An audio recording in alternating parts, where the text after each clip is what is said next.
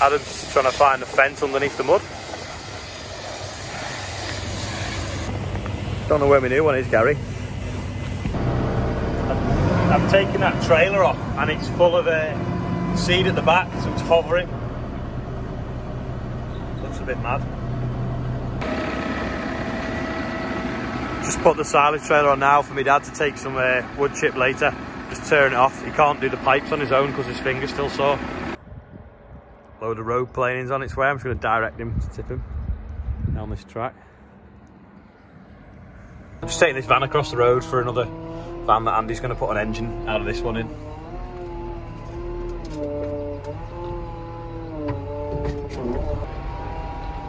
The engine runs, but the clutch isn't working, so I'm just shoving him in with a Merlot now, and he's going to get it on the ramp and take the engine out. There's Project Merlot. I'll show you that in a minute. Quick close look at Project Merlot. Sorted out some tyres, hopefully they're on the way. The paintwork is obviously bad, but just needs painting. Door handle, something wrong with that, but we can fix that with some heli coils. 10,500 hours. Joystick, 34 quid off eBay. They're probably even cheaper off RS if I can match it on RS Components website, which I've done in the past. Wiring up there just needs tidying back up and gluing back in. It has little sticky bobs that hold it in the top. That needs straightening. The lights are sort of alright, but they've lost the chrome on the inside. Headstock needs some serious bushing. Sort that.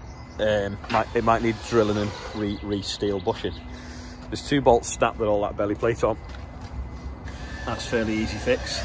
And obviously the exhaust's rotted. Well, we can get some new components for that and make our own silencer and straight pipe. Paint the wheel silver. Fiberglass that. Push that back square. Lick of paint. It should be alright. Back out spraying now on this field of winter barley that we sowed last. I'm now putting what's called a fungicide on it. So that basically stops it from getting disease and rotting, and keeps it healthy. The healthier it is and the healthier the leaves are without any sort of mould on them, the better they'll intercept light, which will then increase the growth and hopefully then increase the yield. I'm also putting in what's called a straw shortener, and that's exactly what it is. It basically will make it not grow as tall, because if it grows too tall and we get heavy rain or wind, it can fall over. The birds land on it and eat it, or it just falls to the ground, and before we get a chance to combine it starts regrowing. So there's 2 different kinds of straw shorteners. There's one that just like makes it grow a little bit smaller, and then there's another one that sort of confuses it, so when the stems have little nodules on them where they grow up, it makes them shorter between the nodules. So we're using a little bit of each one, so it's got the best chance of having sort of standing power. So if we do get any heavy rain come July, June or whatever, or wind, well, to be fair, it's not just heavy rain, even just drizzle, because it can be fine water droplets and they can stick to the plant, and then when you get heavy rain, it's really heavy and it just kind of like blows over. I don't know if you've ever noticed sometimes that you get branches falling off trees, not particularly much when there's strong wind, but when wind comes after drizzle, because the branches are saturated and heavy with the weight of the water. So, like I say, it's got a straw shortener going in now, and then it's also got fungicide to protect it. So it's kind of a bit like sun cream. We put sun cream on to protect ourselves from the sun and the elements. Well, this will protect the plant. So if we get sort of like wet, damp weather, then it'll stop mould growing on the base of the plant that can spread through it and kill it really. Doesn't look to be any geese on here today anyway, that's good. It's as still as anything, so I don't know if you can see the smoke out of them chimneys isn't really drifting very far. The turbines over there aren't turning, and the sea, well I say the sea, the River Mersey looks fairly still and flat today. But yeah, none of them turbines in the distance are turning properly. So it's black over there, looks like someone's getting rain, sort of Warrington way. Yeah, it looks really bad. So we're in this pocket of blue there. There's them stones I need to pick up. The little white thing sticking up. So I'll put little bit and go when I get a chance and throw all them into the sea, I think. They look like goose eggs. Not sure if you can see. Got a few spots of rain on the window. It's definitely black over there. I'm just waiting to check that it's not going to soak me. Just going to give it 5 minutes, check that the rain cloud, I think I've just on the edge of it, so I've got a few spots on my window, but I don't want it to wash off all what I've just put on, or I'm about to put on. So I'm just hanging fire now. I've only gone once around the field and it just sort of came from nowhere. It was in the distance, but like I say, the edge of it's just getting me, so I'll just wait and see what happens and then I'll carry on. I've waited 5 minutes, it's brightened up now and the big dark cloud seems to have disappeared. So don't forget, if you click like or subscribe.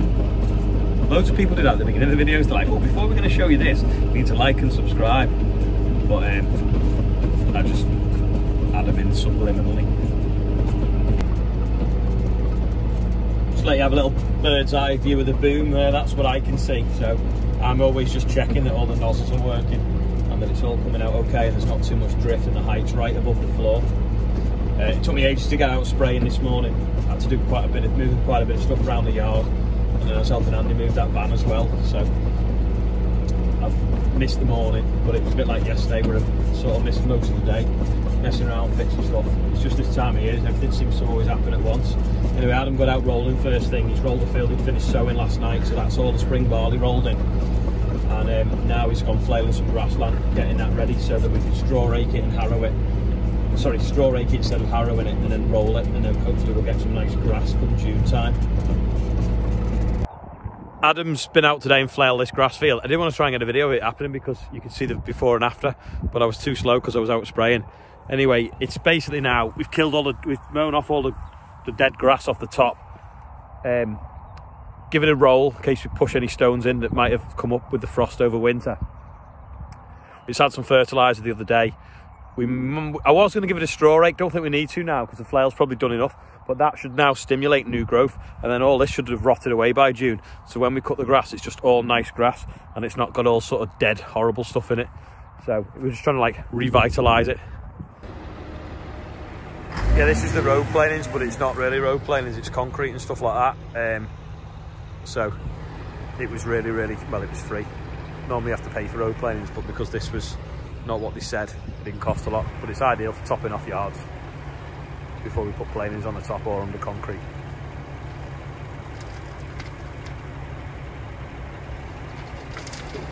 About 15 ton on there, I think. Oh, there's Adam coming back in behind the scrap pile. Oh, the John Deere scrap.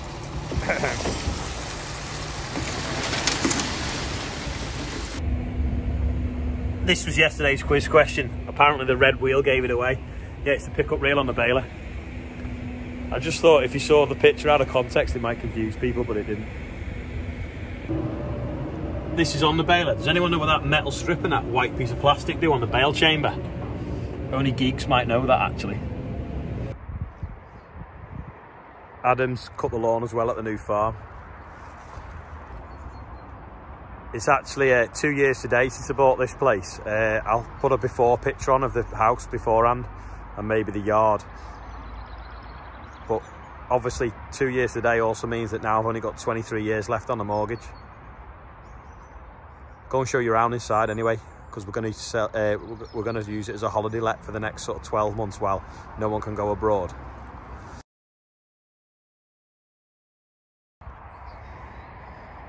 Yeah, so Adam's cut the lawn up here. This is going to be the outside seating area. There's the hot tub there. All the soil is actually sown with grass now, just waiting for that to come up. Got some benches on here. That's obviously the rest of the buildings that we'll develop in the future. But this will be available to hire. 7 bedrooms, all double bedrooms. Can sleep either 14 or 28 people, depending if anyone wants to go on a sofa bed. So this is sort of the living room and kitchen diner. Need a bigger table, that's not really big enough. This is the island, kitchen, well, should have been a wine cellar. And then, obviously when you're in the kitchen, Someone's living here at the moment looking after it for me, so hence the shopping. But if you look, when you're eating your breakfast, you've got the view across the fields and over to the hot tub. Adam again's mown over there before, so that's why there's a bit of a lighter patch in that far left hand corner. But turned out well. So if you know anyone that wants to hire it, close to Liverpool, hen parties, stag do's, family get-togethers. This is it. This is one of the downstairs bedrooms, so there's an ensuite in there and then obviously a bed and whatever, but I like that light. Then in the hallway, there's a big chandelier thing. Then you can see right through into the field. Upstairs, this is one of my favourite rooms because it's got views to two sides. And then this is the ensuite. All the ensuites are pretty similar, to be fair.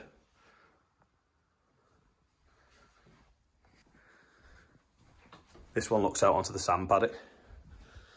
Again, over to the field. Similar ensuite, just different tiles. This one looks outside. Again, sand paddock, another ensuite. So every room's got a double bed in it, which looks tiny because the rooms are so big. And every room, we will probably put a sofa bed there, so you can basically sleep 4 people in each room, and there's 7 of them. Little office room onto the landing as well. Another one of them chandeliers. These originally were gold, but Charlotte resprayed them silver, so they look far better now. Obviously not real gold. That's about it for today. Thanks to everyone that's watching. Thanks to everyone that's subscribing. Thanks to everyone that's liking. Any questions, just ask. Like I say, if anyone does want to hire a big house for a party, whether it's a 30th, 40th, 50th, 80th, retirement do, whatever, or just want to come on holiday to somewhere near Liverpool, you could stay here, travel into the city, whichever. Hopefully next year it might be back to normal and we'll go back to the original plan that we were going to do with the house, which is going to be student accommodation with room for a pony, hence the sand paddock and the stables. So anyway, could do with doing something with it, help pay the mortgage anyway. That's all now, so as an outro, off Lewis on Instagram.